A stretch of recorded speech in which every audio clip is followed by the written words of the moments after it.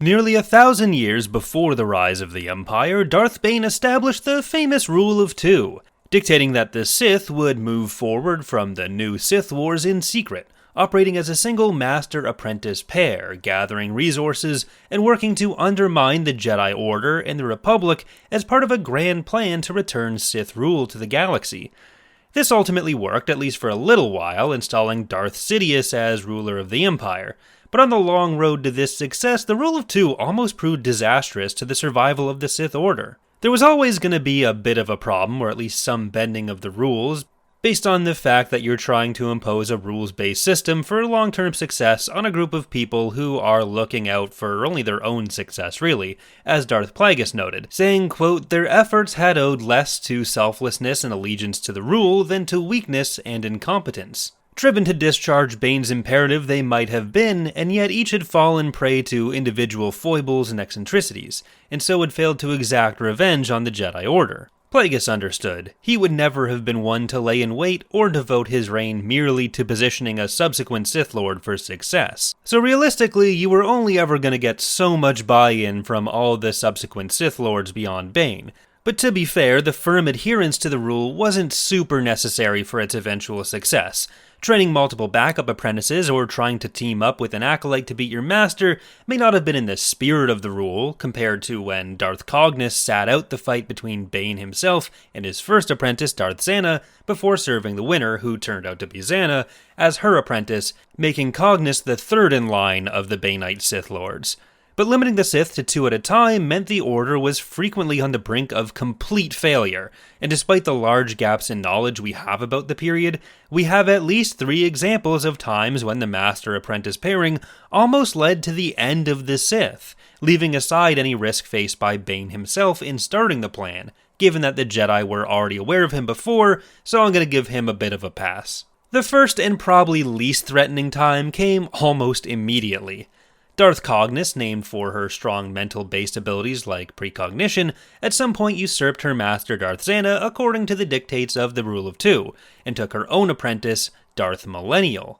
Everything seemed to be going according to plan here, but like we get accused of in real life, the Millennials almost ruined everything. Millennial questioned several of Bane's Sith teachings, including whether or not he should like this video and subscribe for more. But most importantly, the Rule of Two itself. This led Cognis to cast him aside, though she left him alive, which just seems incredibly risky to me. Millennial founded a splinter religion called the Dark Force on the ancient Sith world of Dromund Kaas, which eventually became the Prophets of the Dark Side, a religious group that lasted until at least the Galactic Civil War and was incorporated by Palpatine into the Empire. It even became the basis of an attempt to install a new emperor, the alleged son of Palpatine. This alleged son, Trioculus, had 3 eyes, much like Darth Millennial himself, which had led the Prophets to believe that having 3 eyes was a sign of immense power coming. Naturally, this son of Palpatine was a fake. That was ridiculous. The real son of Palpatine had his 3rd eye on the back of his head, not his forehead. But this is only one of several Sith splinter factions or pretenders around during the millennium of the Baneite Sith.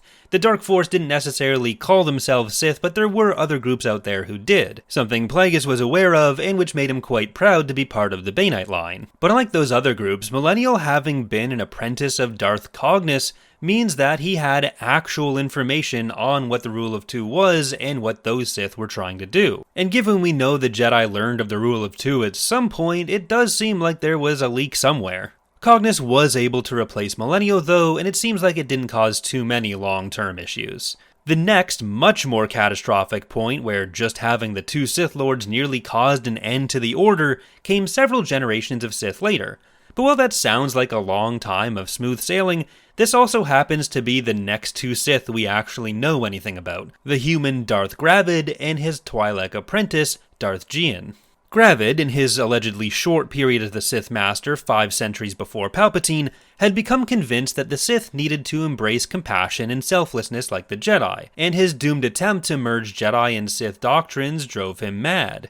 He decided the only way to protect the Sith teachings were to destroy them all. He proceeded to destroy nearly half of the collected Sith teachings, including things like holocrons and other ancient documents. But before he could finish the job, his apprentice Darth Geon managed to kill him, losing most of the left side of her upper body in the process, including her arm, half her chest, and half of her face. She was able to survive, but many techniques, including the power of essence transfer, allowing ancient Sith to survive their own physical death, something Darth Bane even tried to use to possess Darth Xana, were lost according to Plagueis. Essence transfer itself would at least be rediscovered by Plagueis' own apprentice, Darth Sidious, but on top of the loss of records, this situation almost cost the life of Jian, potentially ending the line right there. It basically does happen when Vader turns against the dark side and kills Palpatine. By then, there were a bunch of Darksiders running around who knew Sith teachings. Plagueis speculated that the Jedi Order may have been taken down earlier if not for these setbacks caused by Gravid,